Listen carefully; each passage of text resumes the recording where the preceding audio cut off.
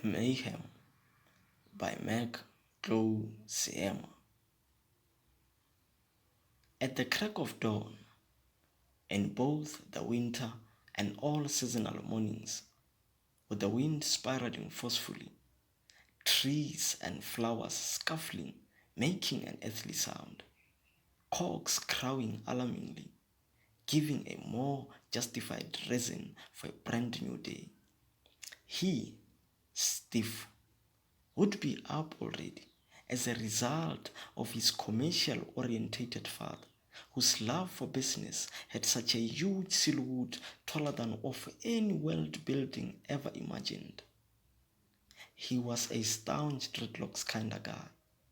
His moustache and beads intertwined this way and that, besieging his entire mouth, thus making a river-like expression. Oh well, that was more evident when he smiled, with two U-shaped golds on his canines and a nice gap between his incisors, converting his entire mouth into a gateway. There was never a day, a night, or even a mere morning the people of Tefluop ever saw Mr. Abraham Masego without a trilby or a beret put down elegantly overhead his tangled, divine-smelling dreadlocks and an old structured brocuse. Steve! Steve! Knocking on the door of his son like those furious detectives looking for a bootleg liquor owner while sizzling an instant gratification in a form of promotion. Wake up! It's almost time to embark, he shouted rudely and often severely. After that, he would return back to his room, throw himself reluctantly into his double bed, following switching on the radio for early news updates, preferably on Nkanda Reports or the ever-radioed White Monopoly Capital. Then, like those American movie stars, he goes for a handful rounds of cigarettes with a brittle golden ashtray for snaps. Shortly, the steering wheel down an early dollop, normally but often seldom made of a well-milked and tender biscuit, with a red wine served by his genetically made servdom. It was these early intakes and routines that for a moment he felt being a homemade spiritual Eucharist. This man was an evidence of eccentricity and an inverse of the expectations of personality and behavior. Who would have thought that the one and only heir of a sexton could become such a creature? A Tefi who's not member to any congregants. However, after the Cook-Vino relation is 86, the Epicure thanks Steve for his hospitality as the young boy clears the headboard after the refreshments, and with a raspy voice and a contorted forehead, he says, "You see, boy, just only had you passed your matric would I take you to the International Hospitality School so that you could become my Gordon James Ramsay."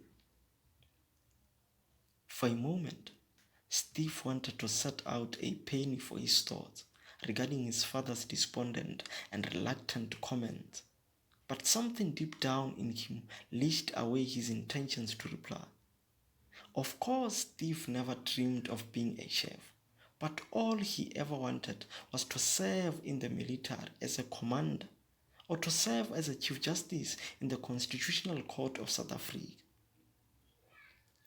In a drop of a hat, Steve has prepared a shower for the pagan and himself.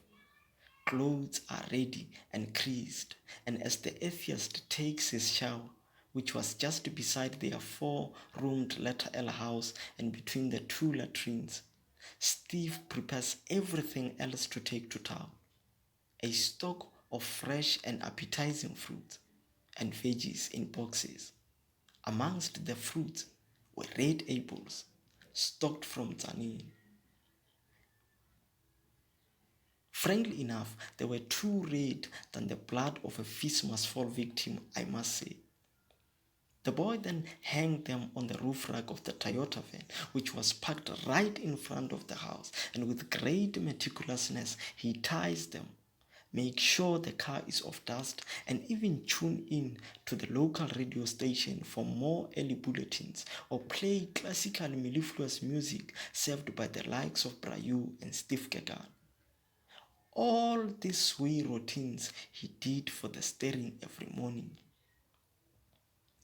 In no time, the boy is back in the house. He grabs a few slices of bread and pours himself a drink from the fridge. He sits and relaxes in the kitchen on a brown resisting chair and downs frantically. The kitchen is well muraled and decorated with framed photos of Bob Marley, Lucky Dube, and the likes. The kitchen is between the dining room and Mr. Maseko's bedroom, which is then about a wall between them and their other neighbors. Mr. Maseko's room is also partitioned with Steve's by a wall. Before Steve finishes, Mr. Maseko's phone rings. Only God the Omniscient knew that no matter how long it rings, Steve would not dare in a millions of years intend to answer the phone. Luckily, he is done showering, and like a dove tightrope back to its nest, he reels unsteadily and fast forwards himself back into the house and picks up. Hello, hello. Okay, boss. The boys are doing an absolutely great job. Yes, the stuff is flying off the shelves. True, true that. Man in blue on our side. No problem. Merci beaucoup, Boss J. After that, an equinoctial band sparked his eyeballs with great enthusiasm, fear but hope that Steve had no hint of the call. Thus a deadly, yet a grim anticipated glance was thrown across the boy, and only would he keep his face averted with a scapegoating pretense of finishing off his breadcrumbs. Masako knew very well that the Daharake was to be kept as a secret as possible. Not even Steve was allowed to be told as instructed by Boss J. Steve's duty was to make sure the front is running smoothly to allow the camouflaging effect of the rache. However, in drastic and impetuous rhythms, the Jew is dressed.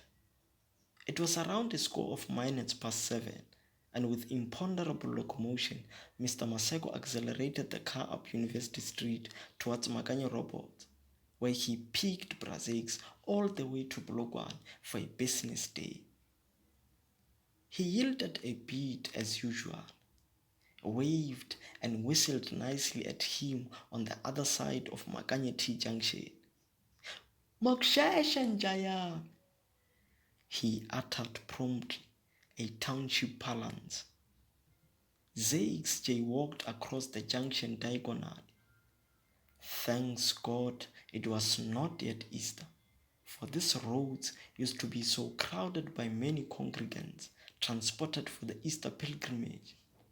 You see, we locals know very well that these roads have led too many folks to kick the bucket, either as a result of the overcrowding of cars or the malfunctional robots catapulted by an inevitable load shedding. With Steve at the back of the van, the trio joins as the car passed Baledi Mall, where the locals and students buy. Then down Nobody Village, an area known for its education as well as an overlapping correlation of churches and taverns. Sounds compelling, a story for another day. Well, the journey was not boring nor dull, not at all. Zakes always had fantastic weekend anecdotes, ranging from how he was dancing while squandering his money during the weekend at the Mangunjebin, to how his football team played over the weekend, and sometimes took an extra mile and mentioned how his wife, Nelly, quarreled with him over drunkenness, or how she refused to kiss him due to the beer breath. He would say, "She said I smell like brewery. Can you believe it, Abram?" he asked rhetorically, with a preconceived hope of an ideal reply from Maseko. However, Maseko, with fear of being labeled somewhat prosaic, replied, "We are all drinking, Zakes. Well, better for me, Miriam is no more. I was always afraid she would divorce me for either prodigality or the embarrassment I dragged home every time I was drunk. She was always cantankerous, and that worried me a lot, Zakes. Death be not proud. Death be not proud, Zakes, for Miriam was my trophy wife. Miriam, monotobidi wa msadi, my child's mother. How could you leave us in this cruel world?" He said so, semi-bemused, while looking at the late woman's picture glued against Evan. "It's been 5 years now, and still I kept the promise I made when you laid suffocating on your deathbed in Mankweng Hospital, that I will take care of Steve and never involve him in my illegal dealings." "Haibo, stop that, Abraham," intervened Zakes with a sense of unequivocal agency, almost like those outspoken parliamentarians whom at any given moment can interrupt the President's State of Nations address speech. "It's called life, my friend. It's called life." He said so with a little humor. In a New York minute, they have passed the city's east periphery and arrived at the heart of the city, Polokwane, a place of safety, as the commuters used to say, although that proves contrary to some folks whom, due to strange reasons, find themselves in a ruthless whatever it takes dugout world where natural selection seems to be the only solution, with solipsism seeming to be some sort of a religion. People always wandered around this city all day long, and with this type of populace, you will find commuters, optometrists, vendors, journalists, politicians, lawyers, businessmen and women, ragamuffins, gangsters, learners, ill workers, robbers, or even mendicant Nyaube boys. Of course, this was the capital city of Limpopo province, but that did not justify the moral dilapidation brought by drugs or even brothels. And it was about high time that the city was going through an infrastructural transmogrification. Well, that was just to lure visitors all over the country, but it did very little for our social ills. Our fellow brothers, sisters, and even uncles were still sown and entrenched as the plebs of our society. Unemployed and unemployable at times led to their victimized slavery in drugs, most commonly known as Nyaube and Nyaube boys. They were already certificated. They had become the laughingstock of the city, the mockery of every dawn and dusk. The beggars of 1 rand and 50 cents just to keep body and soul together. Mind you, these are high school and tertiary dropouts, orphans, fathers and mothers with loss of hope in life. Well, it's painful. It's an unbearable and excruciating agony any man can feel for another, for humanity, for societal self-image and prosperity. Too many times have we heard various government delegates complaining about the sheer hazardness and the ravel caused by Nyaube on radios and often on televisions. Public opinion had it that the drug was popularly sold by certain foreign nationals. Others said it was brought to Mzansi by Jojo, or bribery of untrustworthy officials deployed at border gates. "No, we have had enough of that drug," commented a Pakistani shopkeeper on the local radio station via WhatsApp voice note.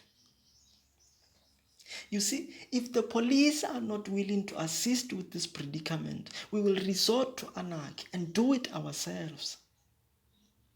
Another woman, whom sounded ravaged but impetuous to squeeze to death the rascals, commented also. The situation grew from Molehill to Kilimanjaro.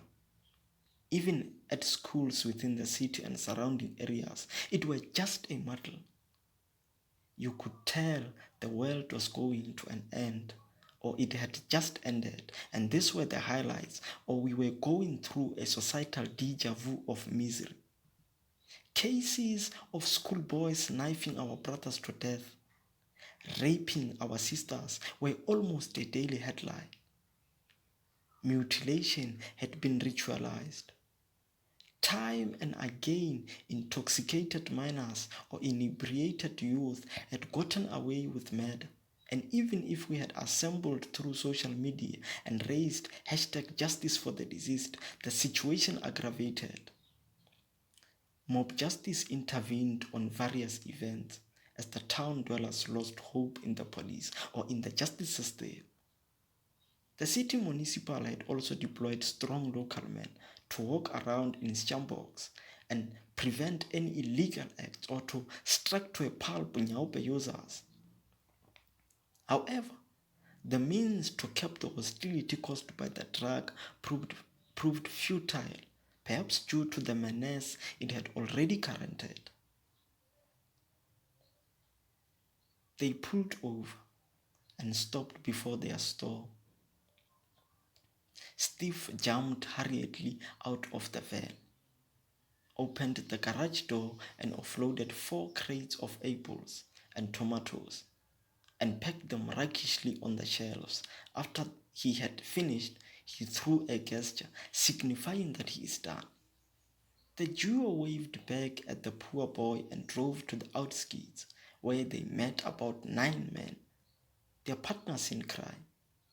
Without any hesitation, they gave each of them a share of nyaupe wrapped in sachets to go sell.